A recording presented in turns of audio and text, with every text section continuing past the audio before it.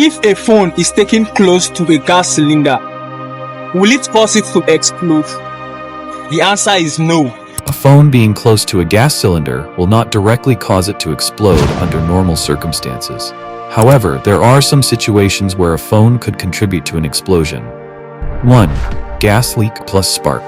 If there is a gas leak and the surrounding air is filled with flammable gas, any spark, even a tiny one from an electrical device like a phone, could ignite the gas, leading to an explosion.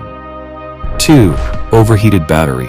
If a phone's battery overheats or explodes, which is rare but possible with damaged or faulty batteries, and there is a gas leak nearby, it could ignite the gas.